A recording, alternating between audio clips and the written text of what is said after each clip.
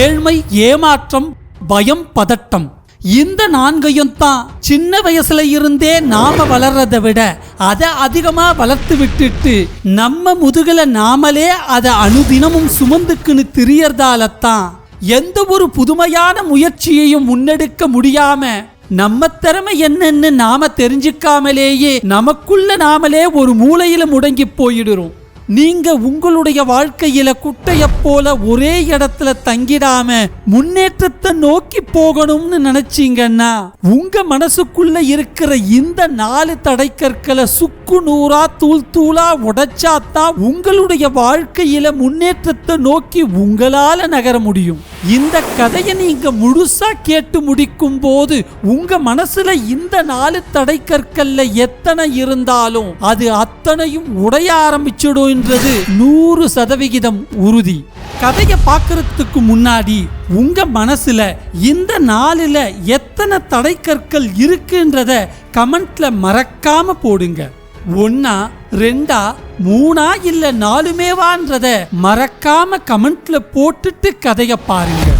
ஏன்னா அப்பத்தான் இந்த கதையில வரக்கூடிய மெயின் கேரக்டரா நீங்க இருந்து இந்த கதையை கவனிப்பீங்க. கடைசியில உங்க மனசுல இருக்கக்கூடிய தடைக்கற்கள் தானா உடையறத உங்களால அப்பத்தான் முழுமையா உணர முடியும். வாங்க கதைக்குள்ள போகலாம். நான் என்றும் உங்கள் தாசன், பெரியார் தாசன். வாழ்க்கையில ஆடம்பர வசதிகள் எதையும் அனுபவிக்காத ஒரு நடுத்தர குடும்பத்துல பிறந்து வளர்ந்தவன் தான் அபிராஜன். சொந்த வீடு, பூர்வீகமா வசித்து வரக்கூடிய வீடு ஒன்று இருந்தாலும் சின்ன வயசுலேயே தன்னுடைய தந்தையை இழந்ததால பள்ளி படிப்பை பாதியிலேயே நிறுத்திட்டு தன்னுடைய 14 வயசிலேயே வேலைக்கு போக வேண்டிய சூழல். இளம் வயதிலேயே கஷ்டப்பட்டு வேலை செஞ்ச அவனுக்கு கூட வேலை செஞ்சவங்க கிட்ட கிடைச்ச அனுபவம் எல்லாம் துரோகம், துரோகம், வெறும் துரோகம் தான். அவனுடைய திருமணத்துக்கு கூட தெரிஞ்சவங்களையோ சொந்தக்காரங்களையோ அடைக்காமத்தான் ரிஜிஸ்டர் அலுவலகத்துல திருமணத்தை செஞ்சுக்கினா அபிராஜன். அவனுக்கும் அக்கம் பக்கம் வசிக்கக்கூடியவங்களுக்கும் இடையே எப்பவுமே பிரச்சனை தான். ஏன்னா அவன் எல்லாரையும் சந்தேக கண்ணோட்டத்தோடு தான் பார்ப்பான். மற்றவங்க எங்க நம்மளை ஏமாத்திட போறாங்களோன்ற பயம் அவனுக்குள்ள எப்பவுமே இருக்கும்.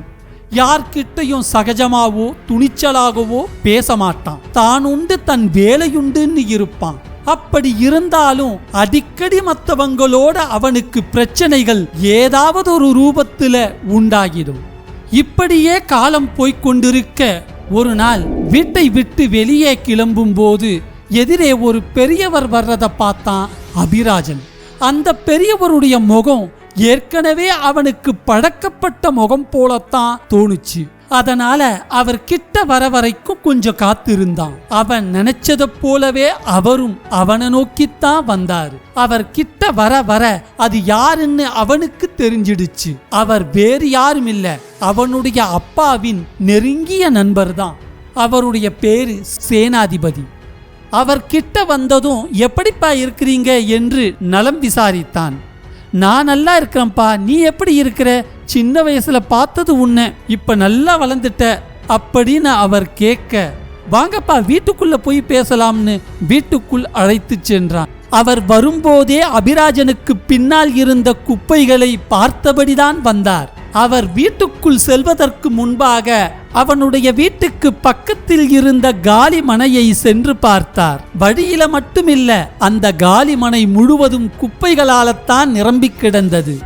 வீட்டுக்குள் வந்து அமர்ந்த பெரியவரை பார்த்து அபிராஜன், வெளிநாட்டுல போய் உங்க பையனோடையே செட்டில் ஆயிட்டீங்க போல. அப்பா இருக்கும்போது அடிக்கடி வருவீங்க, இப்பெல்லாம் வரதே கிடையாது.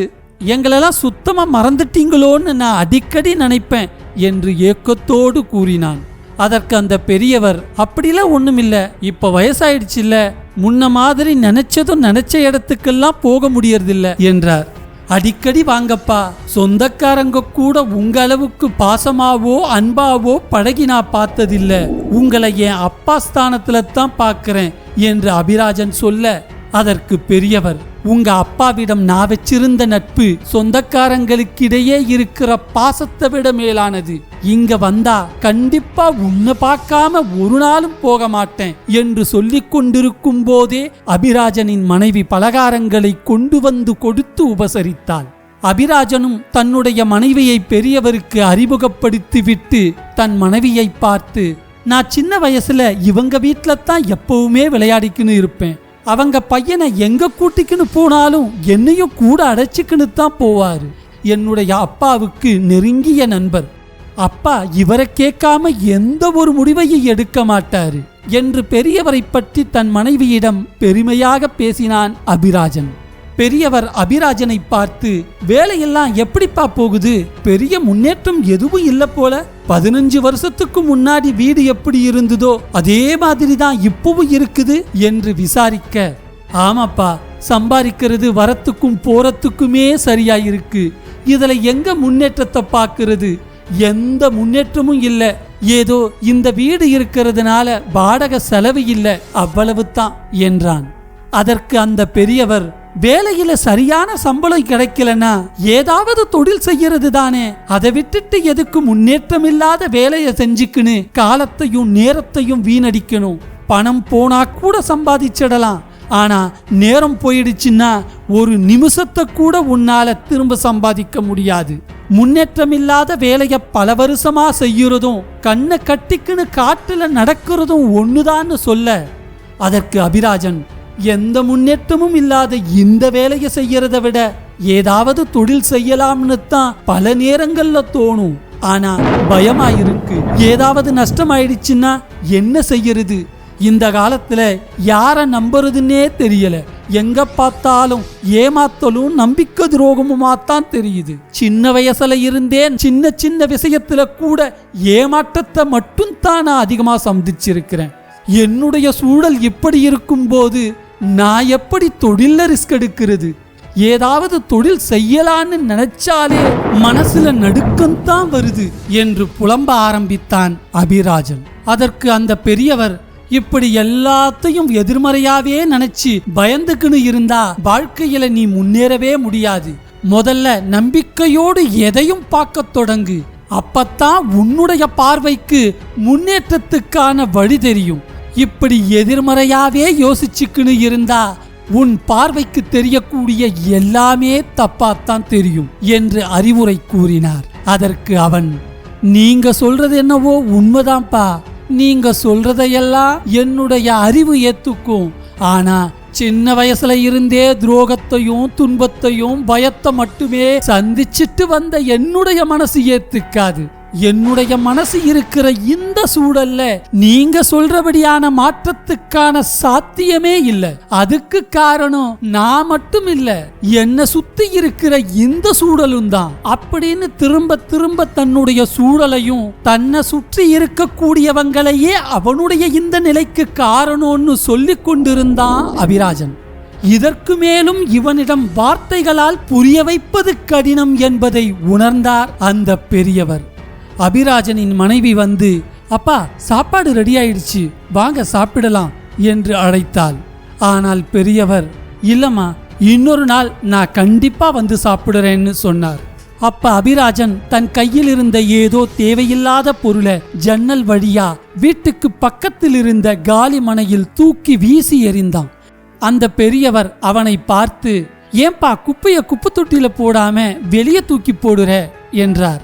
அதற்கு அவன் அவர் அருகே வந்து, அந்த இடம் யாருதுன்னே தெரியலப்பா, சுத்தி இருக்கிறவங்க எல்லாரும் குப்பையை இங்கதான் போடுறாங்க, அதனால தான் நானும் அங்க போட்டேன்னு சொன்னான். அதற்கு அந்த பெரியவர், அந்த இடம் யாருதுன்னு இவ்வளவு நாள் உனக்கு தெரியாதா என்றார். சத்தியமா தெரியாதுப்பா, யாருது அந்த இடம், உங்களுக்கு தெரியுமா என்று பெரியவரை பார்த்து ஆவலோடு கேட்டான். அதற்கு பெரியவர் சிரித்து கொண்டே, பெரியவர் அந்த இடத்தை பத்தி என்ன சொல்லுவாருன்னு நீங்க நினைக்கிறீங்களோ அதை மறக்காம கமெண்ட்ல பதிவு பண்ணிட்டு அதுக்கு பிறகு கதையை தொடர்ந்து பாருங்க. பெரியவர் அந்த இடத்தை என்னுடையதுன்னு சொல்லுவாரா, எனக்கு தெரியாதுன்னு சொல்லுவாரா, இல்ல வேற என்ன சொல்வார்? கமெண்ட்ல பதிவு பண்ணிட்டு பிறகு கதையை தொடர்ந்து பாருங்க.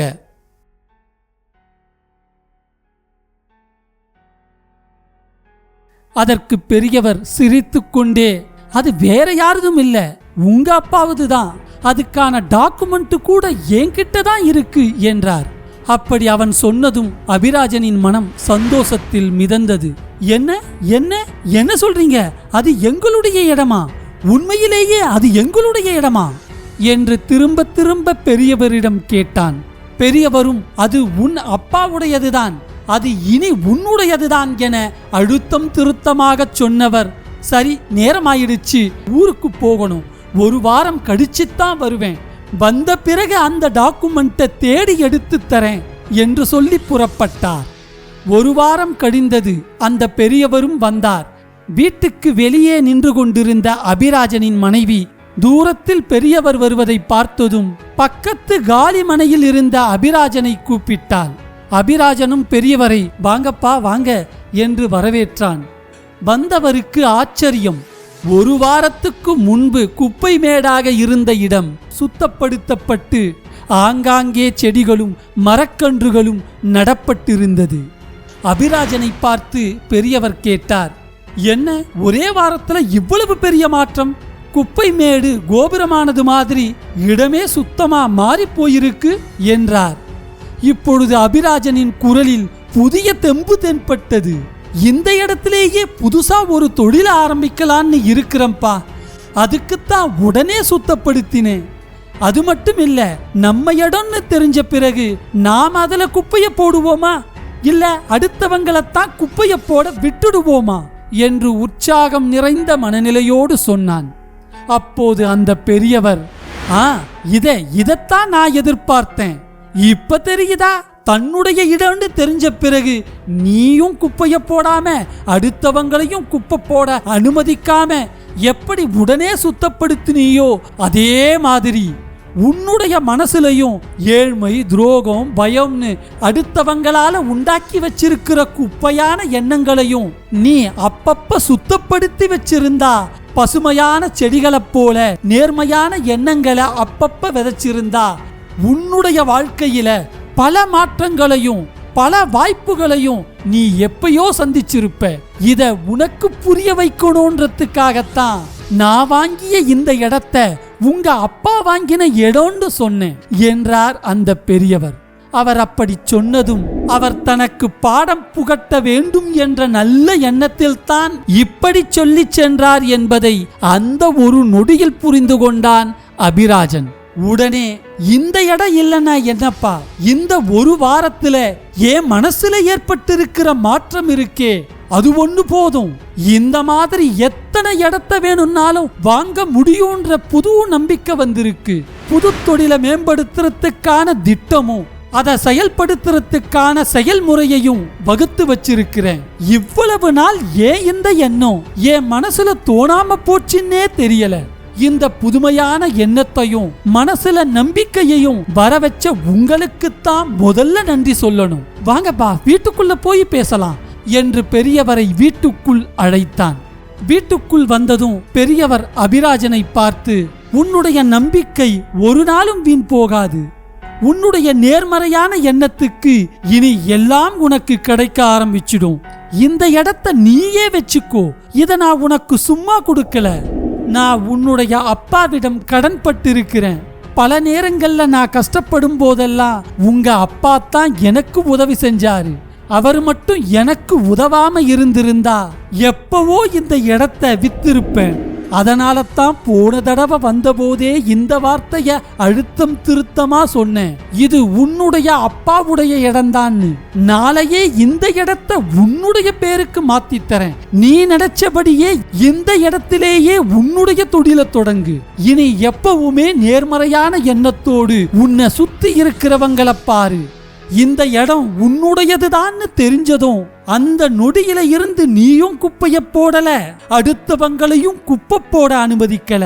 அதே போல எல்லா செயல்களுக்கும் உன் மனசுதான் அடிப்படை என்றதும் உன்னுடைய எண்ணங்கள் தான் காரணம்ன்றதும் இந்த 1 வாரத்துல உனக்கு புரிஞ்சிருக்கும். இனியும் அடுத்தவங்க சொல்ற எதிர்மறையான பேச்சுக்கோ கருத்துக்கோ உன்னுடைய மனசுல இடமளிக்காத. அதையே ஆலமரமா வளர்த்து விட்டுடாத.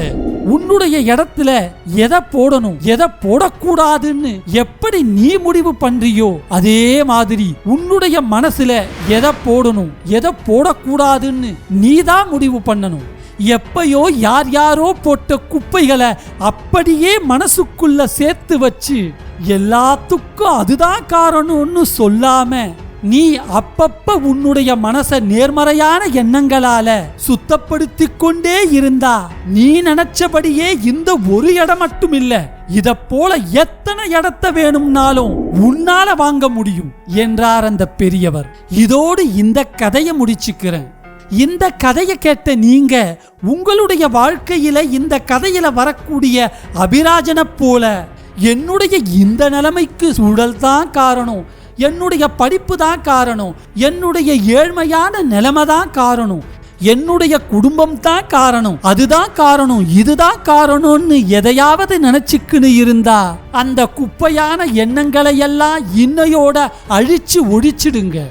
அபிராஜன் எப்படி அவனுடைய இடம்னு தெரிஞ்ச பிறகு அவனும் குப்பைய போடாம அடுத்தவங்களையும் குப்பைய போட அனுமதிக்காம தன்னுடைய இடத்தையும் தன்னுடைய மனசையும் சுத்தப்படுத்தினானோ அதே மாதிரி நீங்களும் உங்களுடைய மனசுல அடுத்தவங்க கொட்டி வச்சிருக்கிற உன்னால முடியாது உனக்கு தெரியாது என்ற குப்பையான எண்ணத்தை எல்லாம் தூக்கி தூர எரிஞ்சிடுங்க.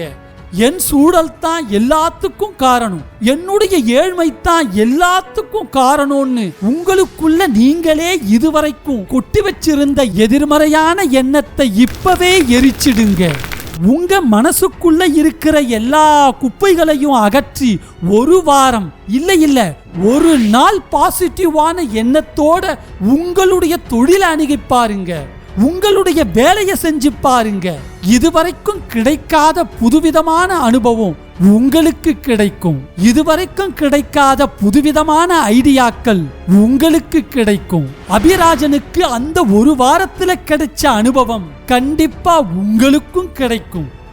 இந்த கதையை பார்த்த உங்கள ஒரு சிலர் கேட்கலாம், அது எப்படி பல வருடங்களா எதிர்மறையா எண்ணிக்கொண்டிருந்த அபிராஜன் ஒரே வாரத்துல எப்படி மாற முடியும்னு, இவ்வளவு நாள் கிடைக்காத ஐடியா ஒரே வாரத்துல எப்படி கிடைக்கும்னு.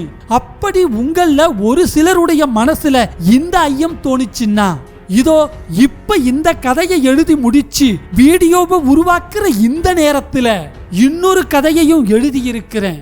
அந்த கதையில ஒரு வாரம் இல்ல, ஒரு நாள் இல்ல, ஒரே ஒரு கணம், அந்த ஒரே ஒரு கணம் தான் ஒருத்தருடைய வாழ்க்கையே எப்படி அடியோடு மாத்தி விட்டுடுச்சு என்றதை பத்தி தான் அந்த கதை. அது கதை மட்டும் இல்ல, உண்மையிலேயே நடந்த நிகழ்வுதான். அந்த பிரபலமானவருடைய அந்த ஒரு கணம் தான் அவருடைய வாழ்க்கையே புரட்டி போட்டுடுச்சு. அவர் அந்த ஒரு கணத்துக்கு அப்புறம் புகழின் உச்சத்துக்கே போனார். அந்த துறையில இப்ப வரைக்கும் அந்த கம்பெனி தான் நம்பர் 1. கடந்த 50 வருஷத்துக்கு மேலா அந்த கம்பெனியின் விற்பனைக்கு நிகரா வேற எந்த கம்பெனியாலையும் போட்டி போட முடியல. அவருடைய அந்த ஒரு கணத்துல அவருக்கு நிகழ்ந்த அந்த ஐடியாவை மையமா வச்சு ஒரு கதையை எழுதி இருக்கிறேன். அந்த கதையை பார்த்து முடிக்கும் போது உங்களுக்கே தெரியும் அது யார், அந்த கம்பெனி எந்த கம்பெனி என்ற விவரமெல்லாம் கதை நடுவிலேயே உங்களுக்கு தெரிஞ்சிடும். அவர் அறிமுகப்படுத்திய அந்த பொருள் இல்லாத வீடே கிடையாது, அந்த கம்பெனியின் பெயரை பத்தி தெரியாத நபரே கிடையாது. இருந்தாலும் அந்த ஒரு கணத்தை மையமா வச்சு இதுவரைக்கும் யாருமே கதையை எழுதல. அந்த ஒரு கணம், அந்த ஒரு பொருள், அதுக்கு பிறகு வந்த வளர்ச்சி, அது மட்டும் தான் உண்மை. மற்றபடி கதை முழுக்க என்னுடைய கற்பனை. அந்த கதை இன்னும் பல மடங்கு உங்களை ஊக்கப்படுத்தும். இந்த வீடியோ வெளிவந்து சில வாரங்கள் ஆயிருந்தா கண்டிப்பா அந்த கதைக்கான வீடியோவும் வெளிவந்திருக்கும். இந்த வீடியோ முடிவுல என் ஸ்கிரீன்ல அதற்கான லிங்க் கண்டிப்பா இருக்கும். அந்த கதையின் தலைப்பு யாரோடும் உன்னை நீ ஒப்பிடாதே. அபிராஜன் கதை எப்படி மனசுல இருக்கக்கூடிய தேவையில்லாத குப்பைகளை அகற்ற பயன்பட்டதோ அதே போல அந்த கதையிலையும் ஒரே ஒரு கணம் எப்படி ஒருத்தருடைய வாழ்க்கையே புரட்டி போட்டுடும்ன்றத நீங்க தெரிஞ்சுப்பீங்க. வாங்க திரும்பவும் நான் உங்களை அந்த கதையில சந்திக்கிறேன்.